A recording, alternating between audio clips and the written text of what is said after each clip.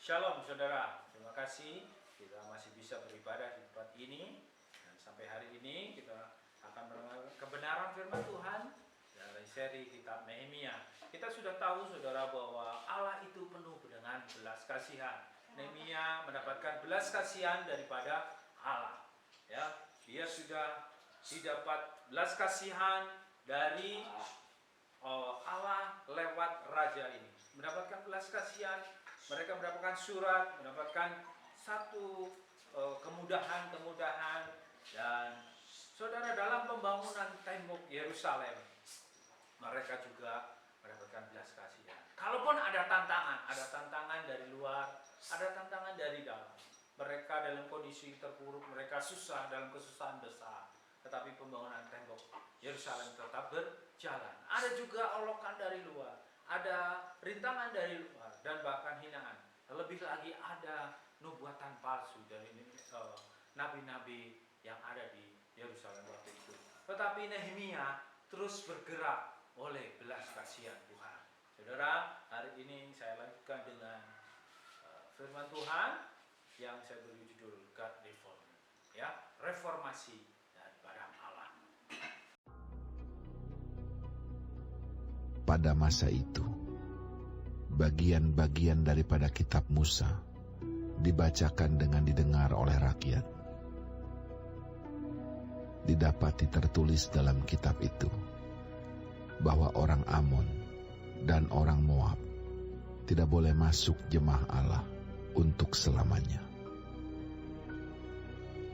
karena mereka tidak menyongsong orang Israel dengan roti dan air, malah mengupah Bileam melawan orang Israel supaya dikutukinya.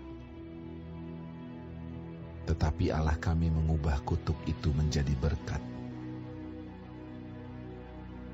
Ketika mereka mendengar pembacaan Taurat itu, mereka memisahkan semua peranakan dari orang Israel. Tetapi sebelum masa itu, Imam Eliasib yang diangkat untuk mengawasi bilik-bilik rumah Allah kami dan yang mempunyai hubungan erat dengan Tobia, menyediakan sebuah bilik besar bagi Tobia itu. Sebelumnya, orang membawa ke bilik itu korban sajian, kemenyan, perkakas-perkakas, dan persembahan persepuluhan daripada gandum, anggur, dan minyak yang menjadi hak orang-orang Lewi, para penyanyi, dan para penunggu pintu gerbang, dan persembahan khusus bagi para imam. Ketika peristiwa itu terjadi, aku tidak ada di Yerusalem, karena pada tahun ke-32 pemerintahan Artahsasta, Raja Babel, aku pergi menghadap raja. Tetapi sesudah beberapa waktu, aku minta izin dari raja untuk pergi. Lalu aku tiba di Yerusalem dan melihat kejahatan yang dibuat Eliasib untuk keuntungan Tobia. Sebab bagi Tobia ini telah disediakannya sebuah bilik di pelataran rumah Allah. Aku menjadi sangat kesal. Lalu kulempar semua perabot rumah Tobia keluar bilik itu. Kemudian kusuruh tahirkan bilik itu. Sesudah itu kubawa kembali ke sana perkakas-perkakas rumah Allah, korban sajian, dan kemenyan. Juga kudapati bahwa sumbangan-sumbangan bagi orang-orang Lewi tidak pernah diberikan, sehingga orang-orang Lewi dan para penyanyi yang bertugas masing-masing lari ke ladangnya. Aku menyesali para penguasa. Kataku, mengapa rumah Allah dibiarkan begitu saja? Lalu kukumpulkan orang-orang Lewi itu dan kukembalikan pada tempatnya. Maka seluruh orang Yehuda membawa lagi persembahan persepuluhan daripada gandum, anggur, dan minyak keperbendaharaan. Sebagai pengawas-pengawas perbendaharaan, kuangkat Imam Selemia dan Zadok, seorang ahli kitab, dan Pedaya, seorang Lewi. Sedang Hanan bin Zakur bin Matanya diperbantukan kepada mereka, karena orang-orang itu dianggap setia. Mereka diserahi tugas untuk mengurus pembagian kepada saudara-saudara mereka.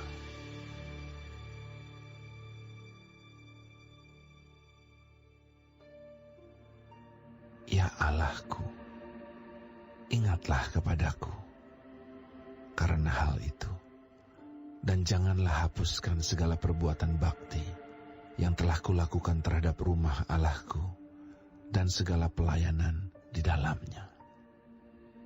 Haleluya.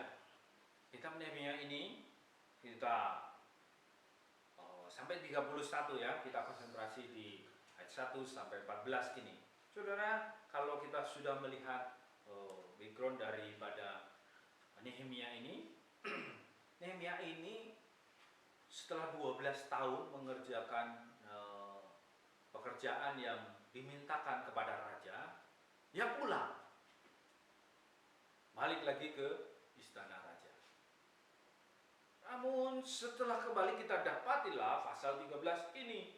Pada masa itu bagian-bagian daripada kitab Musa dibacakan dan didengar oleh rakyat, didapati tertulis dalam kitab itu bahwa orang Amon dan orang Moab tidak boleh masuk jemaat Allah untuk selama-lamanya. Ada yang salah, saudara. Ada yang tidak beres. Bahkan Nehemia melihat kejahatan terjadi di dalam peribadatan orang Israel. Saudara, Allah itu mereformasi kehidupan kita di dalam setiap bagian-bagian kehidupan kita. Melalui apa, saudara? Melalui firman-Nya. Tadi dikatakan di situ, pada masa itu bagian-bagian daripada kitab Musa dibacakan dan didengar oleh rakyat. Ada firman Allah. Inilah yang menjadi dasar Allah mereformasi kehidupan bangsa Israel ini. Ada firman Allah yang terus didengungkan sampai kepada sudahannya bangsa-bangsa ini pun pulang dari pembuangan. Allah tetap menyertai dan mereformasi kehidupan bangsa Israel ini, umat yang dikasih oleh Tuhan ini, melalui firman-Nya. Ya, dia juga melalui firman ini setiap orang yang percaya juga akan direformasi terus, dibentuk, maksudnya ditata ulang kalau sampai terjadi kesalahan. Jika suatu melenceng, Tuhan lewat firman-Nya diarahkan kembali. Jika suatu terjadi pada orang-orang pilihan Tuhan atau umat-umat Allah saat ini, Allah juga tetap mereformasi, membalikkan kembali kepada posisinya.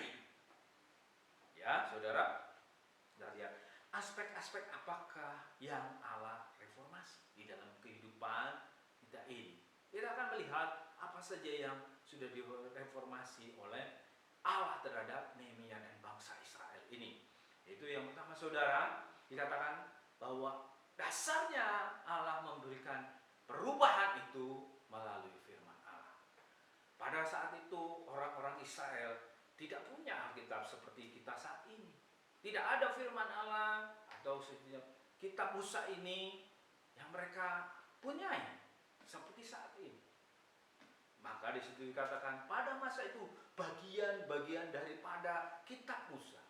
Berarti ada bagian-bagian dibacakan dan didengar oleh mereka. Ya, saudara, tapi kita lihat di ayat 7, 8 dan 9. Lalu aku tiba di Yerusalem, maksudnya balik lagi setelah dia pulang lagi, balik lagi ke Susan untuk pergi ke raja, ya.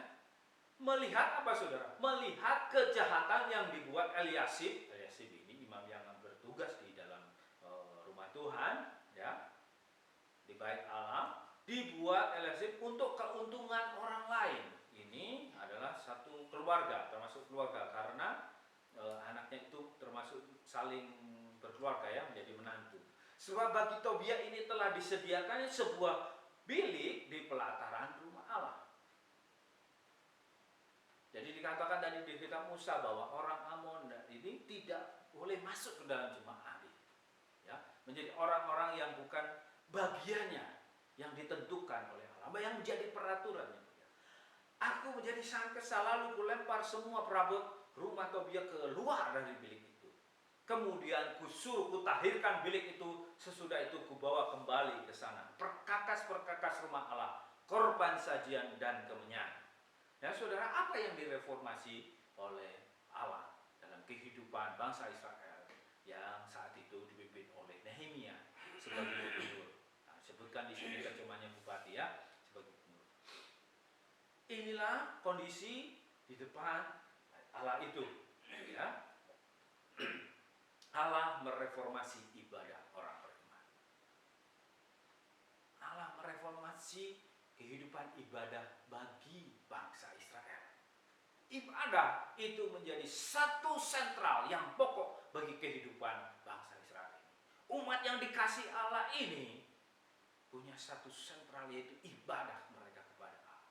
Mereka sudah dikeluarkan dari Mesir, dibawa oleh Musa dengan satu pesan kepada Raja Firaun bahwa miliknya, umatnya ini harus beribadah.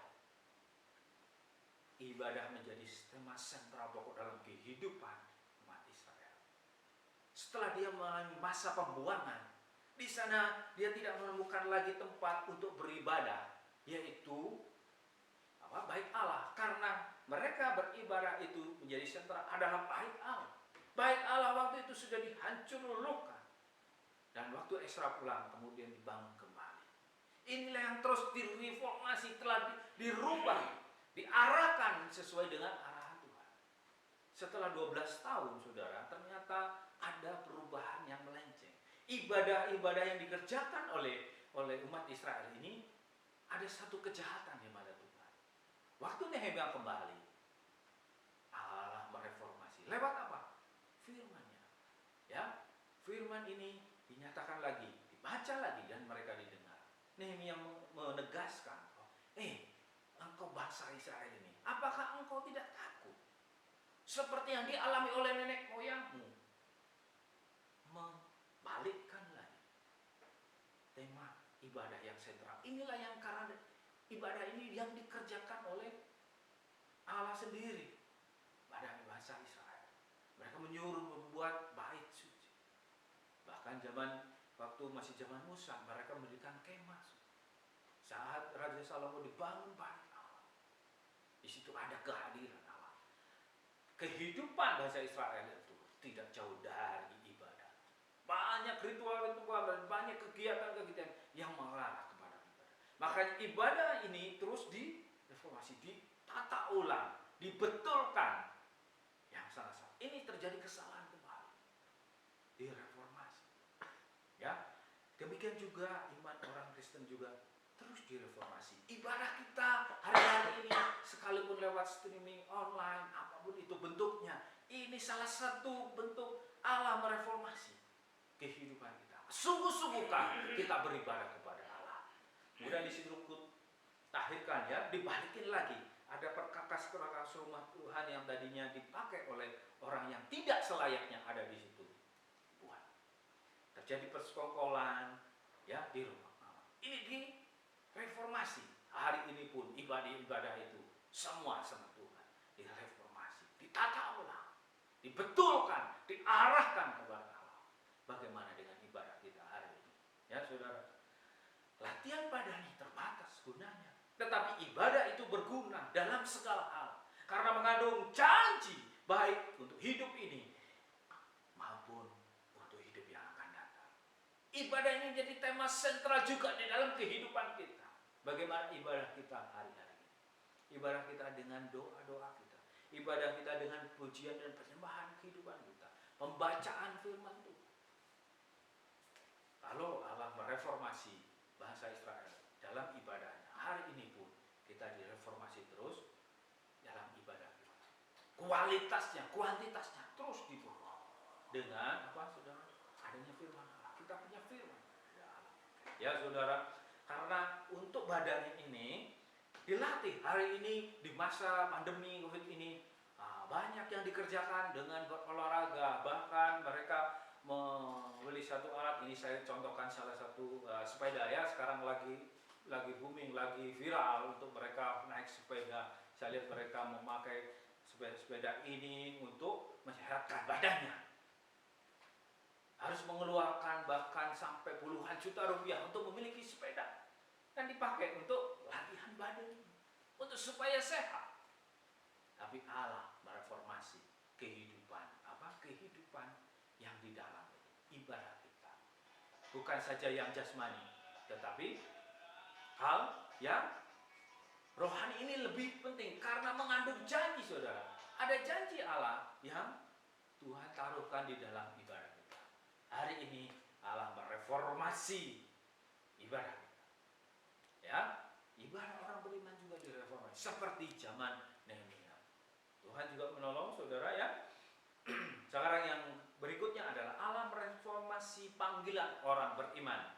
Ya, sebagai pengawas-pengawas perbendaharaan, kuangkat Imam Salemnya dan Zadok seorang ahli kitab dan Pedaya seorang Lewi dari Hanan bin Zakur bin Matanya diperbantukan kepada mereka. Karena orang-orang itu dianggap setia, mereka disertai tugas untuk mengurus pembagian kepada saudara-saudara mereka. Saudara, di pasal 13 ini seperti yang kita sudah baca tadi, panggilan orang-orang yang sudah ditentukan Tuhan. Di situ dikatakan ada imam, ada Lewi. Nah, mereka ini di ayat 10 dikatakan begini, juga kudapati, Nehemia mendapati bahwa sumbangan-sumbangan bagi orang-orang Lewi tidak pernah diberikan, sehingga orang-orang Lewi dan para penyanyi yang bertugas masing-masing lari ke ladangnya. Coba saudara, ini satu peristiwa yang menggemparkan juga yang dilihat oleh Nehemia. Lewi yang tidak seharusnya bekerja di ladang lari ke ladang. Imam yang seharusnya bekerja di dalam bait Allah itu tidak melaksanakan sebagai tugasnya. Tuhan mereformasi panggilan ini. Tuhan mereformasi tatanan atau ketentuan kehendak Allah bagi para imam dan orang Lewi ini. Orang Lewi ini satu suku yang dikhususkan Allah untuk dia melakukan sarana-sarana beribadah. Imam juga dipakai untuk melayani di dalam ibadah-ibadah mereka. Ini sudah keliru. Mereka sudah alih fungsi. Fungsinya sudah tidak benar lagi. Fungsinya sudah melenceng. Pergi kemana saudara? Pergi ke ladang, ke sawah. Itu bukan urusannya. Makanya Tuhan mereformasi kehidupan imam-imam ini. Kehidupan para Lewi ini. Tugasmu ada di sana. Hari ini pun panggilan kita apa? Panggilan setiap orang yang beriman kepada Yesus, yang percaya kepada Yesus. Ada engkau dipanggil sebagai hamba Allah. Apakah engkau dipanggil sebagai hamba Tuhan, penginjil, pengajar, dipanggil untuk kita menjadi satu pengusaha, dipanggil untuk bergerak di bidang marketplace, apapun itu panggilannya. Kalau sudah tentukan visinya, diarahkan oleh Tuhan, jangan kita mengingkari itu. Inilah yang terus ditata, direformasi oleh Allah sendiri.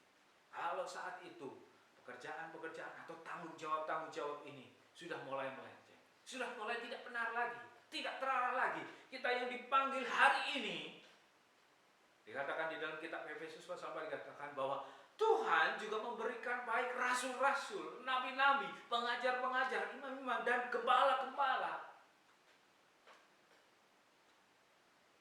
Hari ini kita juga boleh melihat kembali, apakah panggilan saudara sudah mulai berubah. Panggilan saudara sudah mulai baik. Tetapi percaya, firman Allah ini terus mengarahkan panggilan setiap kita yang percaya kepada Dia. Yang berikutnya saudara, Allah mereformasi ketaatan orang beriman. Kalau tadi sudah mereformasi ibadah orang yang beriman, mereformasi panggilan gitu kan. Sekarang ketaatan. Ini menuju satu, kalau tadi ibadah kelihatan oleh kasat mata saudara ya. Panggilan kelihatan oleh kasat mata. Ini ketaatan. Ketaatan orang beriman ini tidak kelihatan secara kasat mata, tetapi nyata di dalam setiap perbuatannya. Inilah Allah terus perbaiki, terus reformasi. Ya, dikatakan juga kusuruh orang-orang lain mentahirkan dirinya dan datang menjaga pintu-pintu gerbang, menguduskan hari Sabat. Ya Allahku, ingatlah kepadaku juga karena hal itu, dan sayangilah aku menurut kasih setia. Saudara, ketaatan dari bangsa Israel adalah terhadap hukum-hukum yang sudah diberikan. Salah satu sentral hukum yang terus diperdengarkan, disampaikan adalah hukum Sabat. Ini juga dilanggar, ini juga sudah tidak dikerjakan. Bahkan mereka melakukan perdagangan-perdagangan di hari Sabat. Ayat 15 saya kan, pada masa itu kulihat di Yehuda orang-orang mengirik memeras anggur pada hari Sabat. Pula orang-orang membawa berkas-berkas gandum dan memuatnya di atas keledai, juga anggur, buah anggur dan buah ara dan berbagai muatan yang mereka bawa ke Yerusalem pada hari Sabat. Aku memperingatkan mereka ketika mereka menjual bahan-bahan makanan. Juga orang Tirus yang tinggal di situ membawa ikan dan berbagai barang dagangan dan menjual itu kepada orang-orang Yehuda pada hari Sabat, bahkan di Yerusalem. Inilah hukum yang diberikan oleh Allah kepada bangsa Israel ini. Harus menguduskan hari Sabat. Hari Sabat kamu tidak boleh bekerja. Hari Sabat kamu harus mengkhususkan spesial untuk. Tetapi apa yang dikerjakan, saudara? Kalau tadi imam-imamnya, lewi-lewinya, ya juga sudah melenceng jauh, bahkan dia pergi ladang. Lebih lagi ini rakyatnya semua melakukan satu pelanggaran, sama-sama mereka melanggar juga.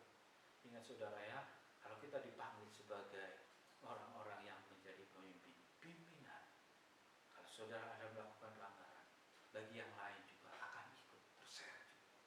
Inilah kondisi bangsa Israel dalam ketaatannya kepada Allah. Tentang hukum tentang hari Sabat ini mereka sudah melanggar. Mereka berdagang di hari Sabat yang dikuduskan. Hari inilah yang mereformasi ketaatan orang beriman. Hari ini kita diberikan cukup waktu. Ada waktunya kita bersekutu dengan Allah, bersekutu dengan Tuhan. Inilah satu menyatakan satu ketaatan yang tidak bisa dilihat oleh kasat mata ini, tetapi harus nyata lewat perbuatan. Bahwa mereka mengakui pada hari Sabat adalah kudus bagi Tuhan, tapi mereka sudah melanggarnya. Inilah yang dilakukan oleh Allah, mereformasi umat pilihannya. Hari ini pun Allah juga mereformasi orang-orang yang percaya, orang-orang yang beriman kepada Allah lewat ketaatan. Ketaatan iman kita kepada Allah itu bukan saja secara fisik, tetapi yang ada di dalam ini Tuhan juga reformasi. Ketaatan inilah yang terus direformasi. Ya saudara, direformasi oleh apa? Saudara, direformasi oleh kebenaran firman Tuhan. Yang pada mulanya adalah firman, dan firman itu bersama-sama dengan Allah, dan firman itu adalah Allah sendiri, dan firman itu telah turun menjadi manusia. Ribu tahun yang lalu. Dan firman ini terus bergema di dalam kehidupan setiap orang percaya.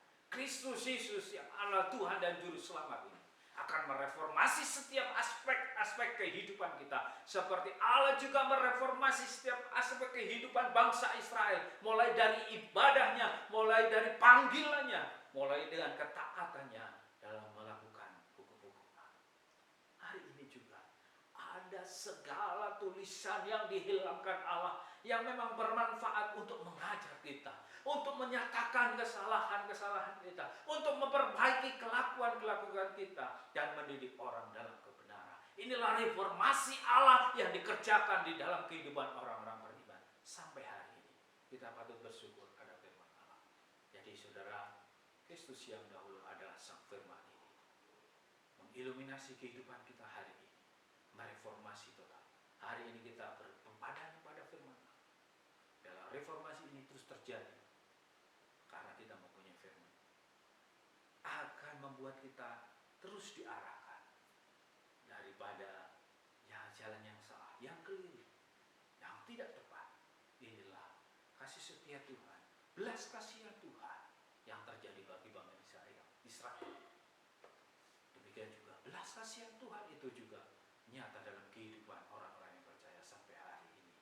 Dan menyatakan apa? Lewat firman-Nya, menata kembali, mereformasi kembali setiap aspek-aspek kehidupan kita. Tentunya banyak aspek di dalam kehidupan ini yang ditata kembali, yang terus dijaga kembali. Tapi firman Tuhan hari ini mengingatkan, ada apa saudara? Ibadah kita diperbarui, ditata ulang. Posisi panggilan kita juga ditata ulang. Kalau saudara sedang menjadi pelayan Tuhan, sedang melayani Tuhan, bekerja buat Tuhan. Hari ini pandemi COVID ini juga membuat mereka semuanya jadi non-aktif, pasif. Tapi inilah yang mereformasi kekuatan firman Allah ini, yang terus membakar kehidupan seperti Nabi Yeremia, bahwa firman itu terus bergelora, membara seperti api. Dia tetap menyampaikan firman Tuhan. Hari ini pun Tuhan mereformasi kehidupan kita melalui firman ini, terus membawa kita maju bersama dengan Tuhan. Dan ketaatan kita terus juga dia.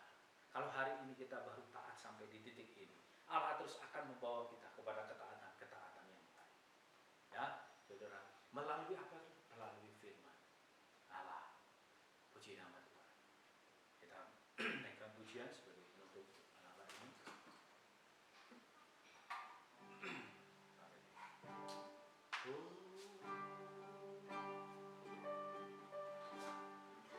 Haleluya.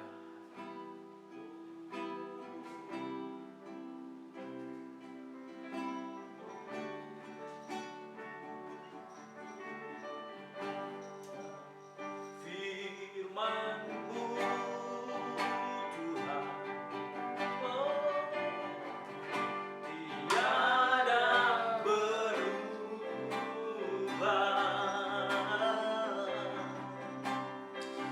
Yes, Lord. Dahulu, sekarang, selama-lamanya, tiada berubah. Katakan firman-Mu, firman-Mu Tuhan, oh, menolong hidupku, siapkan, amin, inilah Tuhan. Dengan firman-Mu, katamu firman-Mu Tuhan, oh, firman-Mu, berubah total dengan keberadaan firman-Mu Tuhan. Oh, kalau dahulu Engkau sudah mereformasi kehidupan bangsa umat pilihan-Mu Tuhan, bangsa Israel yang sudah porak-poranda, Engkau balikkan kembali Tuhan. Dengan peribadatannya ya Tuhan, Kau reformasi sesuai dengan panggilan-Mu Tuhan. Bangsa ini menjadi umat pilihan-Mu yang menolong mereka dengan firman Allah yang dibaca dan didengar. Terima kasih ya Tuhan, bahwa firman-Mu dahulu, sekarang, dan sampai selamanya. Hari ini firman-Mu tetap ada menyertai kami. Itulah Tuhan yang menjadi dasar untuk mereformasi kehidupan.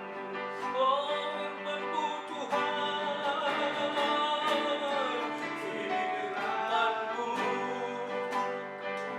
Yesus, haleluya. Terima kasih. Benar ya Tuhan, firman-Mu yang dahulu terus mereformasi kehidupan umat-umat-Mu ini Tuhan. Hari ini juga ya Tuhan, firman-Mu yang mereformasi, menata ulang lagi, membentuk lagi, mengarahkan lagi ya Tuhan kehidupan iman-iman orang percaya. Terima kasih Tuhan Yesus. Terima kasih. Siapkan hati kami ya Tuhan, siapkan hati kami ya Tuhan untuk menerima bentukan-Mu Tuhan. Reformasi kehidupan kami ini Tuhan, sesuai dengan kebenaran firman-Mu. Haleluya, haleluya. Karena dengan firman-Mu yang dari dahsyat dan sungguh ajaib. Firman Allah yang menjadikan langit, bumi, dan alam semesta ini. Firman Allah yang menciptakan manusia ini. Firman Allah yang menopang seluruh bumi dan segala isinya. Firman Allah itu ya Tuhan menjadi dasar dan menjadi reformasi dalam kehidupan iman dan percaya kami. Engkau perbarui ibadah kami. Engkau perbaharui ya Tuhan panggilan kami. Engkau perbaharui lagi ya Tuhan Yesus taatan kami. Tuhan, apapun yang sudah dibelah, Engkau sudah. Kalau kami sudah mengakuinya kepada Tuhan, ibadahku tidak benar. Ibadahku ya Tuhan semu saja. Akuilah di hadapan Tuhan. Kalau panggilan ini yang sudah dikerjakan oleh Allah kepada kita mungkin saja sudah mulai tidak aktif, tidak bekerja lagi. Kita mau mengakui, ya Allah ingatkanlah. Ketaatan kita terus juga mulai, kita sudah mulai. Tinggal kita mengarahkan kehidupan kita kepada firman Allah ini. Dia akan memulihkan, mereformasi. Kerinduan di dalam hati saudara semua hari-hari ini dalam kondisi saat ini, kondisi pandemi yang terus bergejolak ini, tidak menyurutkan ibadah, tidak membuat ibadah kami melenceng atau tidak benar, tidak membuat panggilan kami berhenti Tuhan, tidak membuat ketaatan kami stuck, tetapi Engkau terus menuntunnya pada jalannya sesuai yang Engkau kehendaki. Terima kasih Yesus. Kau berkati semua yang hadir pada pagi hari ini, tempat ini. Kau berkati Tuhan Lim. Demikian juga ya Tuhan Yesus yang menikmati streaming online. Hamba-Mu berdoa. Kasih setia daripada Allah Bapa, kasih daripada Yesus Kristus, dan penyertaan daripada Roh Kudus sampai selama-lamanya. Haleluya.